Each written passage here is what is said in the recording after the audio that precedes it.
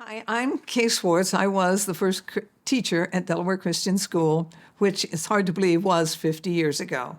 But actually, the school started even before that. In 1958, when Pastor Carl Witt was the founding pastor of Delaware Bible Church, he had a vision for not only the church, but also for a school.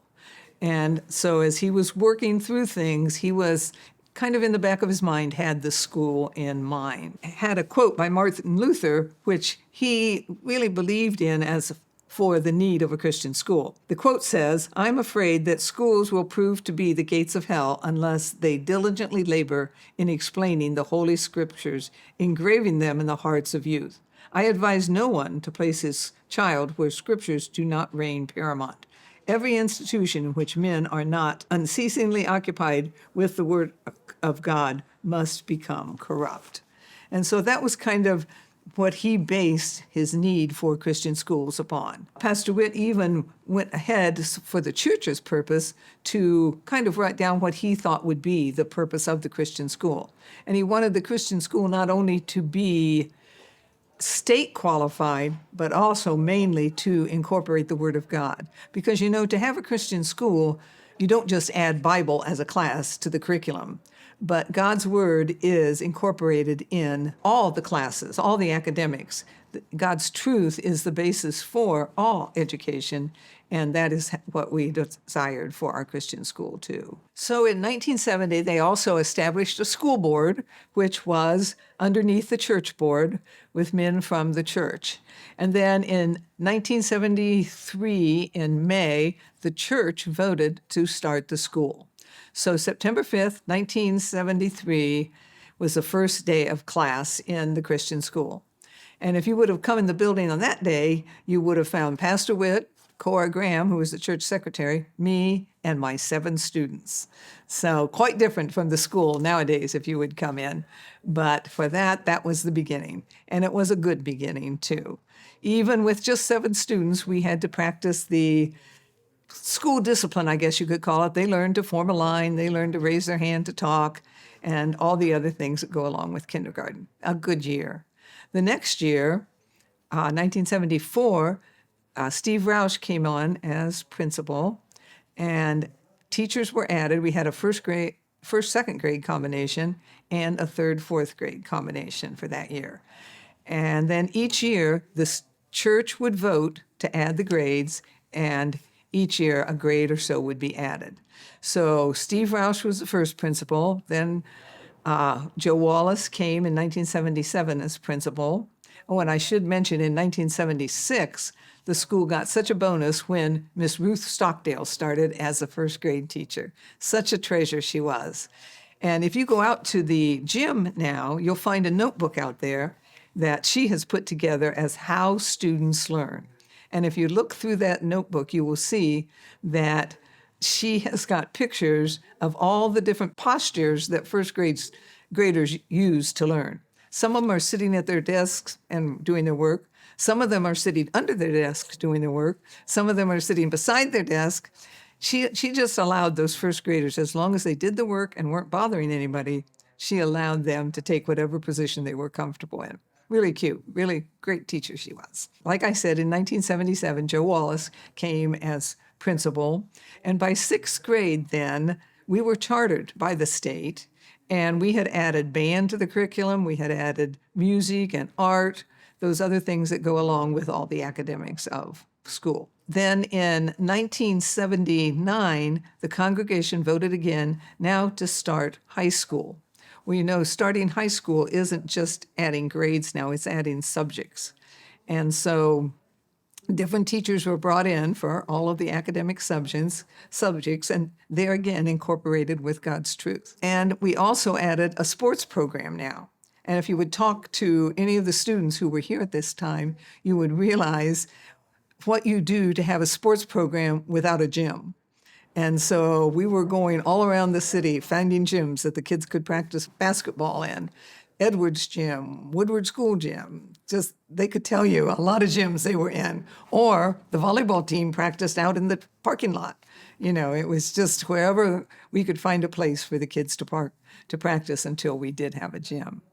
In 1981 was when Gordon McDonald then came as principal for the school. And just his solid character added so much to the school and gave the school a good foundation for which the next several years, and he'll be talking to you in a few minutes here about what happened during the time that he was here. But in 1983, the school graduated then the first graduating class. And that was a real highlight for the school. Actually, Tiffany Carmichael-Witt was one of the graduates. Our son was one of the graduates. It was really a special time. God had really just helped the school to meet challenge after challenge, because there were challenges during all this time, but God's faithfulness to the school.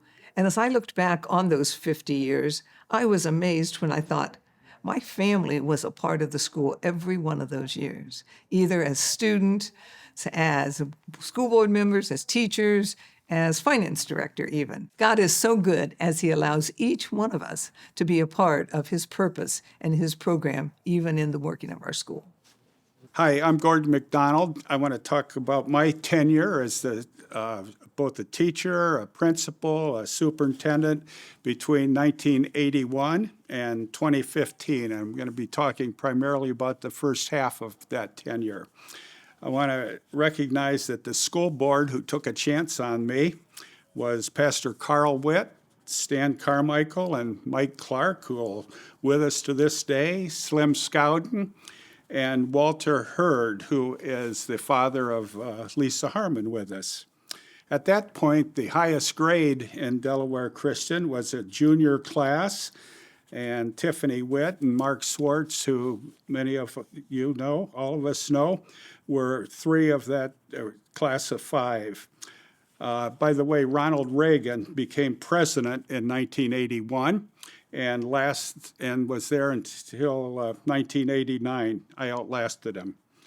Other things that happened in 1981 was Russ Martin was a rookie patrolman for the Delaware Police Department.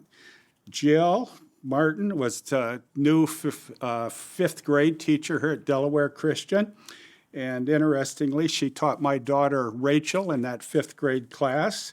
Rachel's now in her 23rd year as a Wycliffe Bible translator missionary in Peru, as you know. The school office and the back hall were just completed. So at that point, the church was wrapping up a building program. Some of the challenges faced in those mid-years, we were starting from square one. The students and families of that era were really pioneers. They were making great sacrifices because they believed in the principle of Christian education, but everything was new. We had to develop a high school curriculum, all of the activities that went with that, drama, music, sports programs, college testing programs, dealing with the State Department of Education on testing and chartering, facilities, properties, lunch programs, building a library. We even owned a bus back in those days. What a nightmare. But that was all done in the context of developing a Christian curriculum with a Christian worldview throughout the curriculum. It was in that era that Pastor Witt retired, which was a drastic change for the church here. Pastor Hintz joined us 2 years later. I remember going to an auction, buying 20 IBM Selectric typewriters, and thinking that was real technology. Volleyball was played on the asphalt parking lot with concrete tires holding the post. And it was like a good church picnic. I can't believe that we ever even did that. We rented armory for gyms, elementary schools, church gyms, wherever we could find a place for kids to practice basketball. The computer era was just coming in during that time period. The first computer that we had in these facilities was one Radio Shack TRS 80.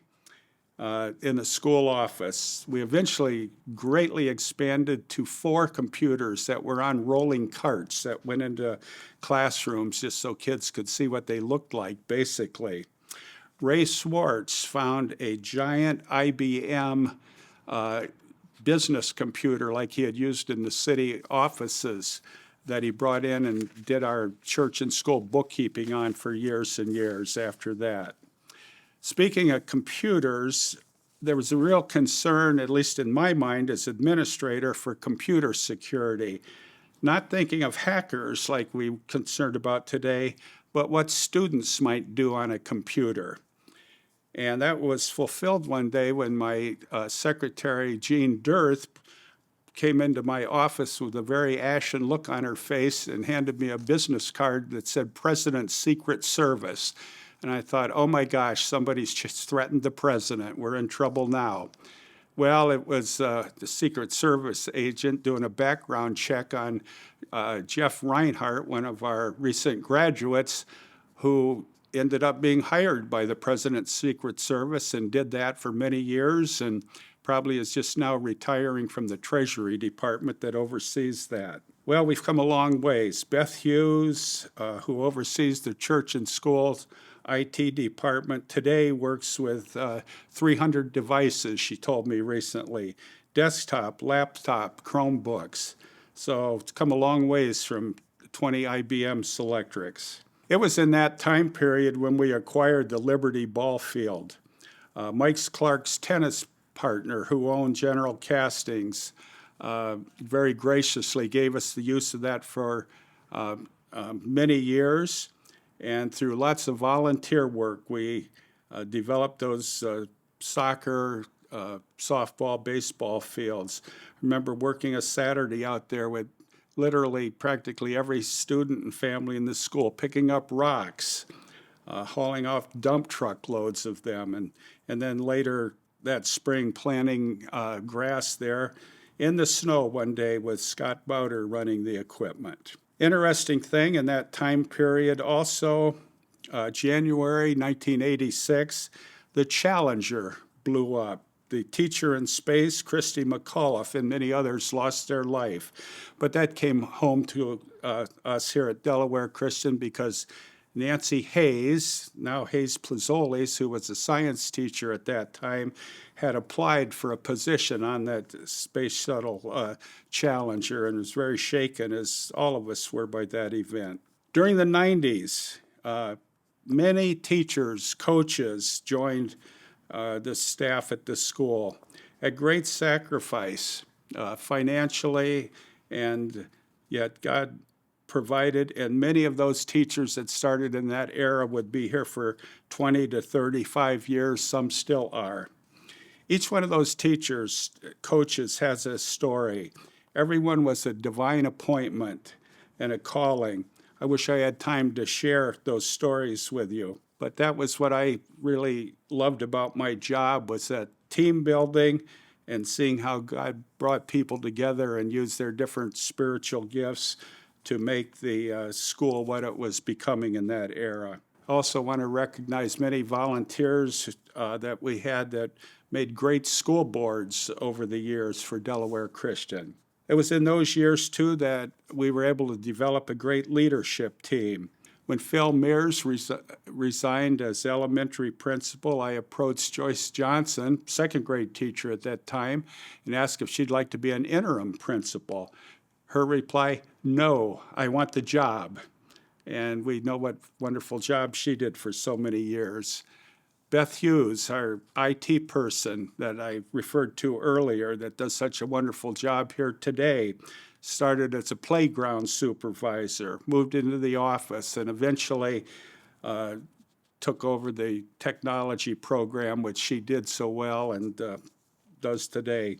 Peggy Jenkins joined the staff during those years, started as a secretary, office manager, and became eventually the assistant administrator, without whom I never could have done the job I was able to do.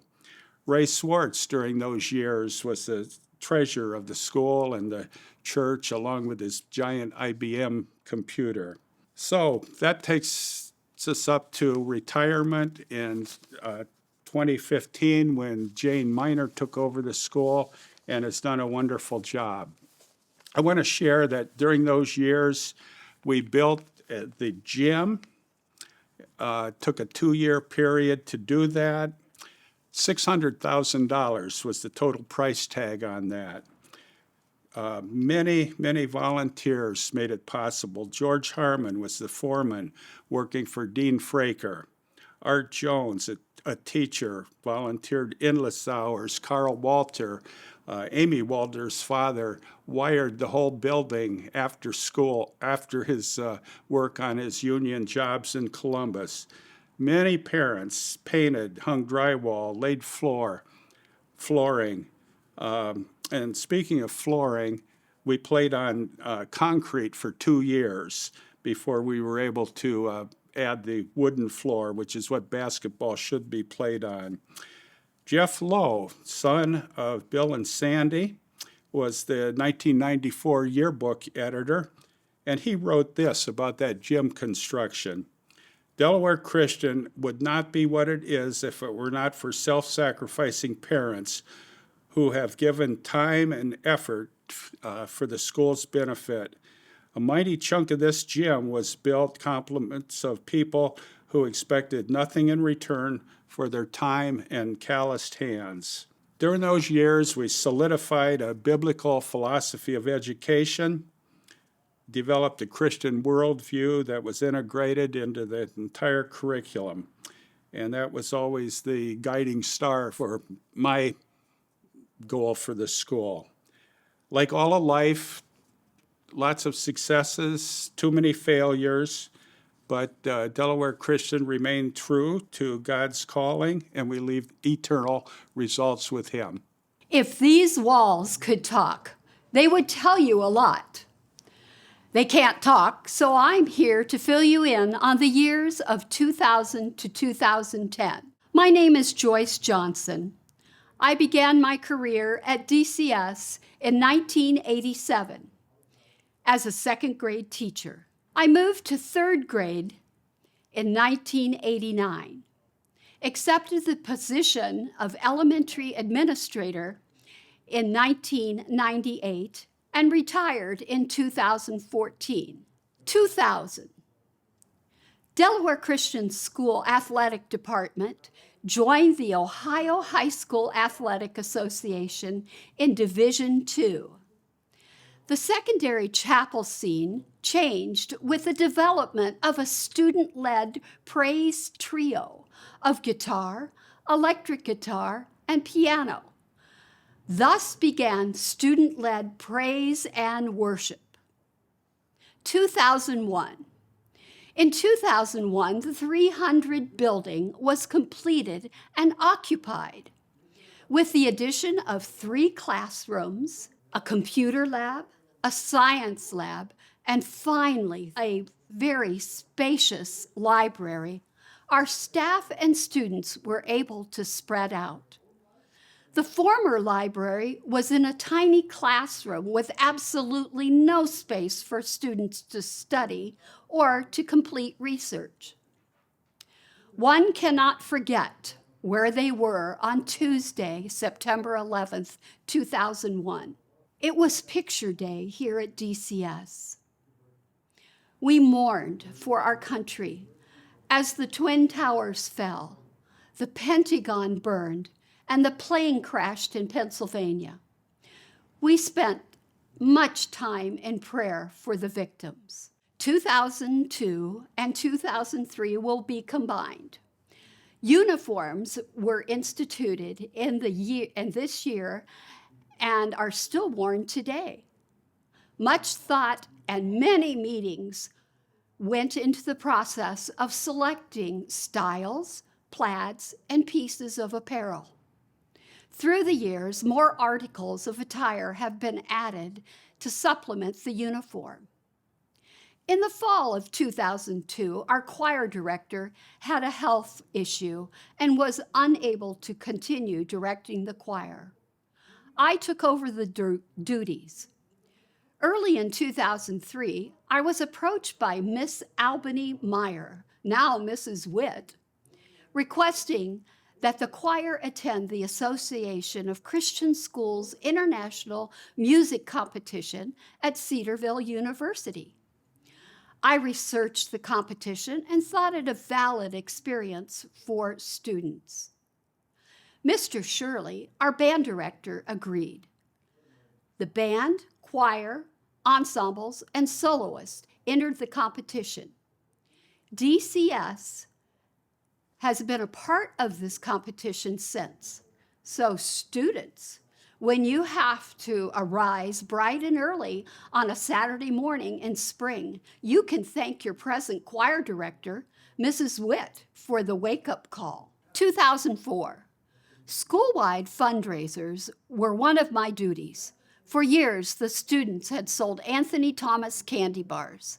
The problem with chocolate bars was that if you opened a case, you could not return them. My office became the storage center for extra chocolate bars. Teachers would run in and buy these chocolate bars as they suffered from chocolate deprivation.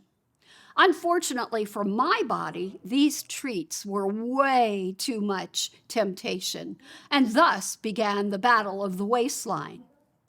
We moved on to selling Christmas cards, all-occasion cards, and gift wrap.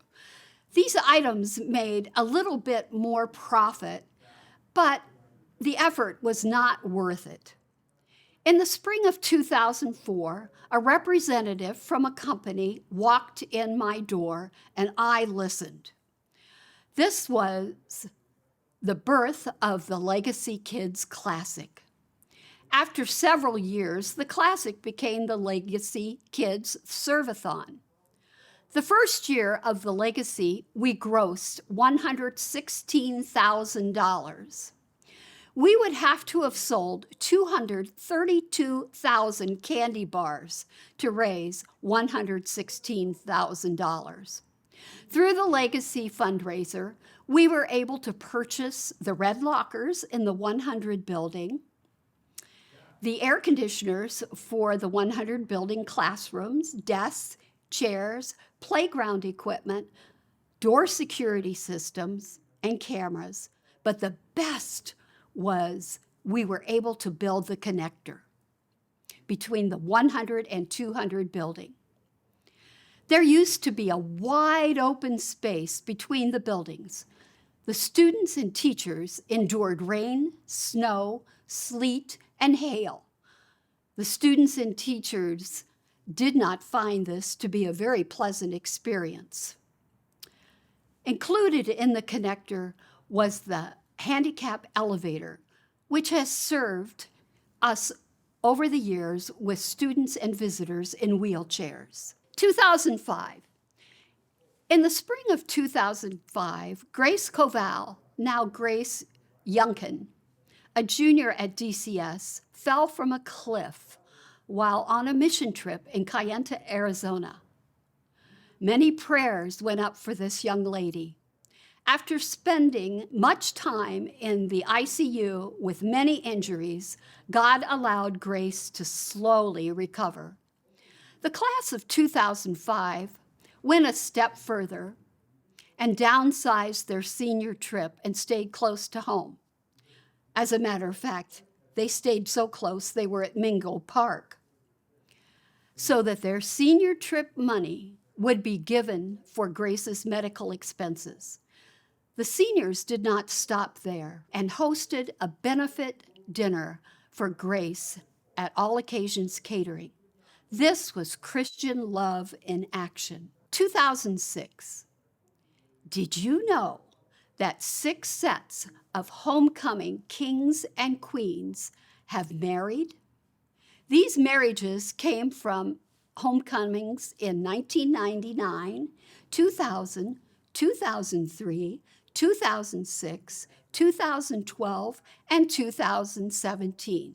But the class of 2006 wins the award for the most amorous. There were 27 students in the graduating class, and 10 students, 5 couples, married each other. If these walls could talk, we would have heard some romantic conversations. 2007. Did you know that the class of 2007 was our largest graduation class with 38 students? The 2007 Spanish team took a 10-day mission trip to France, Spain, and Portugal, serving missionaries in each of these countries. The Navajo team spent time on the reservation in Kayenta, Arizona. They served the Kayenta Bible Church, leading kids club, painting, cleaning, and performing yard work. 2008. In the first decade of the 21st century, Delaware Christian School and Delaware Bible Church had an attic. There were various items in this attic, including play props, costumes, VBS, Sunday school supplies, but mostly there was just junk. No one wanted to clean the attic because you might throw out a precious item that belonged to someone else. The insurance company was not happy with the clutter because it was a fire hazard. The attic only had a plywood pathway down the middle. If you veered from that path, you were balancing on trusses. One day, after a particularly hard snowstorm, we were the only school in the county open. I had an interview with a family with 3 children. While in my office talking with the family, I heard a very loud thump. I chalked it up to the snow rapidly melting and falling off the roof. But soon afterwards, I heard a knock at my door. I was summoned to the 6th grade classroom to find our fearless leader, Gordon McDonald, on the floor, moaning. He had, of course, fallen through the ceiling and was in pretty bad shape. Beth Hughes, secretary at the time and a former Ohio State Highway patrolman, was attending to Mr. McDonald's injuries and waiting for the emergency squad to arrive. She told me to return to my interview and she would handle the situation. I dutifully obeyed. The family knew there was an incident, so I informed them of the situation, and we prayed for Mr. McDonald. Of course, the school went into lockdown when the emergency squad arrived, so the family and I were confined to my office. After the lockdown was lifted, they were interested in touring the school.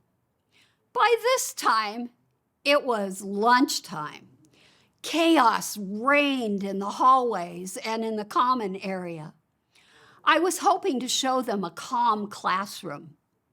I opened up the 3rd grade door, and standing in the doorway was a 3rd grader throwing up in the trash can. The interview mercifully ended, and I was absolutely sure they would never apply. Unbeknownst to me, the husband commented to his wife in the parking lot, if they can handle those situations, they can handle our 3 children. Fortunately, Mr. McDonald recovered and returned to school. However, the attic, it did not survive. 2009, the first pre-K class was begun. There were many hoops to jump through with the Ohio Department of Education. We were able to pass all physical inspections, and the handbook was approved. Mrs. Sharon Koloff was our first pre-K teacher, and there were 9 students in the first class. 2010, the first track team was fielded. We had no track, so it seemed impossible that the team would win anything. Under the leadership of Coach Jackie Boggs, the girls actually won the MoCal championship, and the boys placed 2nd. Jackie put together a lot of talented athletes with very little tools. Speaking of track, throughout the years of the decade, the elementary students participated in Track and Field Day. We invited all parents, if they wished, to participate. A luncheon was served to students and parents at no cost. Our chief financial officer was Ray Swartz. Ray loved the students and often participated in student events. Ray would do anything I asked for the students, but spend money. Each year, Ray would grill hundreds of hot dogs for the picnic lunch. The challenge was to find enough grills and transport them to school. One of our aides offered her grill if Ray would pick it up from her back porch. Ray picked up the grill and proceeded to begin his hot dog grilling duties. The aide came out to the playground and observed Ray. She asked him, where was her grill? And Ray said, right here, I'm grilling on it. She said, that's not my grill. Poor Ray had gone to the wrong house and taken her neighbor's grill from their back porch. Ray had to take the grill back and explain to the neighbor that he had mistakenly purloined their grill. Fortunately, they hadn't missed it yet. DCS staff, we thought of ourselves as family, began each day with devotions and prayer. We laughed, we cried, we prayed our way through many challenging situations. God granted a decade of blessings. He proved to be faithful. I have the privilege of sharing with you the highlights of the last 10 years. I think I've been given that task because I've only been here 10 years. But it has been a joy to hear of the last 40 years, so thank you, Kay, Gordon, and Joyce. And the last 10 years can be identified with two words, change and blessings. Every time DCS has experienced change, God has brought about a blessing. Let me begin with the staff. In the last 10 years, DCS has had 12 teachers retire and 21 teachers or staff leave for various reasons. We have had teachers leave for the mission field, full-time tutoring, move to other states, and leave to care for their elderly parents. Yet with all this change, God has blessed the school with a full staff every year. New teachers and staff have brought creative ideas and best practices into the classroom. In 2018, the staff began working very hard to develop and solidify the school's mission, vision, core values, and the course of study in all the grades. That led to the fall of 2020, where DCS was accredited by the American Christian Schools International, or ACSI, but we were also accredited by the National Organization of Cognia. DCS has truly been blessed with staff that love the Lord and truly are here to serve parents and students. I can't talk about the school without mentioning the classrooms and the students. Many changes have been made in the last 10 years, and what takes place here daily at DCS is different. But I'll only mention just a few. It was a blessing to offer more options in our pre-kindergarten class and to enable children to stay home with mom just a few days if that fit the family. The 4th and 5th graders are now switching classes to give them better instruction in math, language arts, history, and science. The middle school, which was created in 2015, now offers, along with core subjects, a life skills class where they learn everything from cooking, sewing, to changing a tire. It has truly been a blessing to add to our arts department. Students can now take strings, as well as the high schoolers choosing from music theory, jazz, and vocal ensemble. We have truly been blessed as our enrollment has grown in the last 10 years from 262 to the present day of 390. Each year, we have tremendous blessing as we are leading students to the Lord and seeing them baptized and serve in their local churches. But one of the most notable changes in the last 10 years was our building. In the last 10 years, the church office is now the nursery. The copy room is now the conference room. The financial office is now a workroom. And the library now has 2 offices inside its walls. And the maintenance room is now being a shared middle and high school principal office. As God continues to bless the school with change, we look forward to further building changes. The present capital campaign, Building for Future Generations, is preparing that ministry to grow and offer more space so that we can provide families and students with a biblical worldview quality education. It has truly been my blessing to be a part of DCS for the past 10 years and to benefit from the previous 40.